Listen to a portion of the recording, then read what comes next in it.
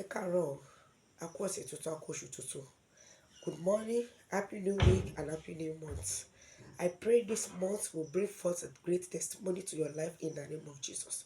Whatsoever you have lost, you will recover them all this month in Jesus' name. Every battles you are facing, and this month our end is going to come to every one of them in the name of Jesus. I just come this morning to speak to us. It may be on Monday, Tuesday, or anytime you are hearing me. But today is Sunday.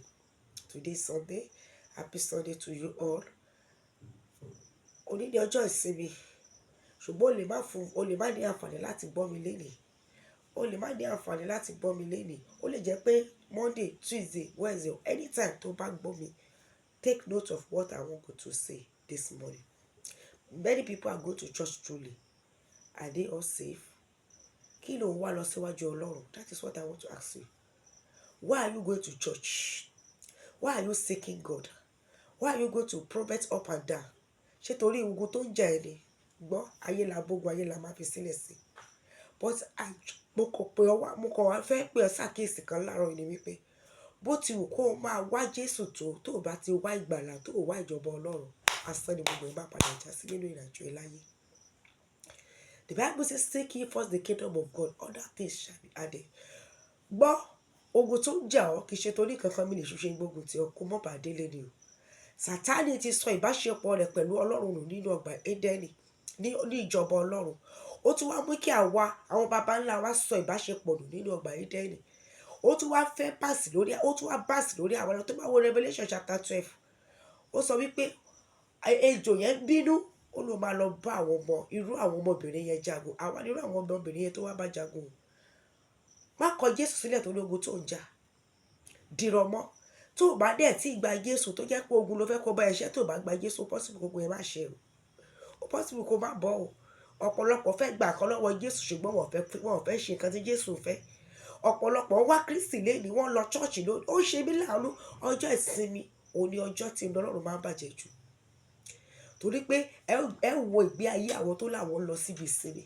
Ẹ wo ìgbé ayé àwọn tó láwọn lọ sí church pé kò ṣe right about àyàtọ̀ sí unbeliever, àyàtọ̀ sí àwọn kèfèrí rárá nínú ìmúra, nínú ọ̀rọ̀, nínú ìwà, nínú ìṣe wa, àyàtọ̀. Gbọ́ òun ló gbẹ́gbẹ́. Listen, my dear brethren and sisters. If you are going to church because of miracle, you have missed it all. If you accept Jesus because you don't have child, you want him to conquer your problem, you want him to conquer your battle for you, you have missed it all. If you don't accept Jesus Christ, if you are not going to church because you want to go to heaven, because you want to know God, because you want to move closer to him, you have missed it all.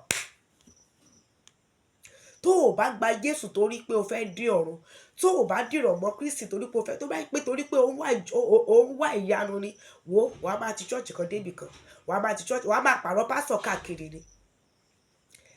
Bọ́n bá ti ń ṣe eléyìí náà online wàá máa join. Tó bá sọ pé church kan ló tún dá wa tún lọ, pásọ̀ kan ló tún dá wa tún lọ. Bẹ́ẹ̀ dẹ̀ ni ìrìn àjò ló máa ní títí tí ìgbàlà fi máa bọ́ ẹ lọ́wọ́ pátápátá. Èṣù wá láti gbógun ti ẹnikẹ́ni, kò wá láti gbógun ti ẹranko, kò wá láti gbógun ti ẹnikẹ́ni ju àwọn tó lọ ìjọba ọ̀run lọ. Àwọn tó pe àwọn ọlọ́mọ Ọlọ́run ló wá gbógun ti. Àwọn tó jẹ́ tiẹ̀ á máa fún wọn lóúnjẹ torí pé brọ́là ni wọ́n. What I'm saying is that if you are looking for Jesus because of miracle, you have missed it all. If you are going to church because of miracle, you have lost it all. And listen, my brother, tó yẹ wípé you will do this in the church, you will do that in the church, but your heart is far away from God. You are still indulging in secret sin. You have missed it all. Religiosity without holiness will end you in hell. Serving God without knowing him is futility. You will end in what? In jeopardy. You will end in destruction. As you are going to church this morning, as you are going this week, bó ṣe wọlé tó ń jáde, you will have weekly services, àbí? You will join online, àbí? Don't worry. But as you are doing all these things, what are you looking for? Are you really looking for Jesus? Or are you looking for what you are going to eat from Jesus? Ṣé àjàkàrà ìjò nìyẹn? Are you those people that ate bread with Jesus at the end of the day, they don't die, they don't end up with Jesus? change your way today. Irrespective of the battle you are facing, irrespective of what you are passing through, even if you are passing through hell and it is not possible for you to pass through hell in this world, iná ò ṣe kò sí ẹlòmíràn I'm passing through hell, that is not hell. Don't taste hell. Má yọjú sọ̀rọ̀ àpáàlù wàá mọ̀ pé kì í ṣe hell ló pass through nínú ayé. It's not hell. So whatever you are passing through, let the kingdom of God be your focus. When God sees your heart that His love is your focus, His kingdom is your focus, He will come in an easy way and settle those battles. Kékeré lógun tó ń jà níwájú Ọlọ́run, ṣùgbọ́n torí pé ó gbé ogun yẹn káwájú, ò rí Ọlọ́run, ò mọ̀ bọ́lọ́run ṣe tó, ogun yẹn ló ń wò, so ó jẹ́ kó sọ àfojúsùn rẹ̀ bí Ọlọ́run ṣe tó, ó jẹ́ kó sọnù, Ọlọ́run ṣe já ogun yẹn fún ẹ, òun ló ṣe ìjà fúnra rẹ̀. If you can take off your eyes from the battle, how biggest it is, and look unto God that is bigger than every other battle. He that created you, He has power to kill, destroy, and cast into hellfire. Look at that God. Begin to look at Him as from today. Begin to set your face upon Him. The Bible says, look unto Jesus, the author and the finisher of your faith. As you are going this week, look at Jesus. Whatever you are passing through, cast your cares upon Him. He is able to do it. Àwọn tó ń gbowó lọ́wọ́ ẹ̀ tó sọ pé àwọn máa bá ìṣètò pa, àwọn bá irọ́ náà pa o. They can do but nothing. Ọlọ́run nìkan ló ń ṣe é. Ó kàn ń lò wá ni. So má jẹ́ kán ṣe agbára wọ́n fẹ́ lọ báyìí pa ẹran mi báyìí, wọ́n fẹ́ lọ báyìí ṣe nǹkan báyìí, wọ́n á tún bẹ́ẹ̀ ṣe nǹkan báyìí. Irọ́ ni wọ́n ń pa. Pray. Jẹ́ kán kọ́ ẹ bọ́n ṣe ń gbàdúrà. Ẹ gbàdúrà papọ̀. Ìwọ náà fàyè gbà ẹ̀mí mímọ́ nínú ayé rẹ̀. Ẹ̀mí mímọ́ wà fún wa. Ohun kan ṣoṣo tí Jésù fún wa nígbà tó kúrò láyé ni ẹ̀mí mímọ́. Kò fi mọ́tò lẹ̀, kò fi ọ̀rọ̀ kankan sílẹ̀, but He gave forth His Spirit. He said, when you receive the Spirit of God, then you will be empowered. Tí ẹ̀mí mímọ́ bá dé, agbára Ọlọ́run máa dé. Wàá lè dojúkọ àwọn agbára ayé nítorí pé kì í ṣe ẹ̀jẹ̀ àti ẹran là ń bá jìjàkadì. Ó sọ nínú ìwé Éfésù orí 6 ẹsẹ̀ 10 in the book of Revelation chapter 6 verse 10. He said, ó ní ká jẹ́ alágbára nínú Olúwa àti nínú agbára ipá rẹ̀. Be strong in the Lord. Be powerful in the Lord. Receive the power of God so that you'll be able to conquer the darkness. You'll be able to fight with darkness.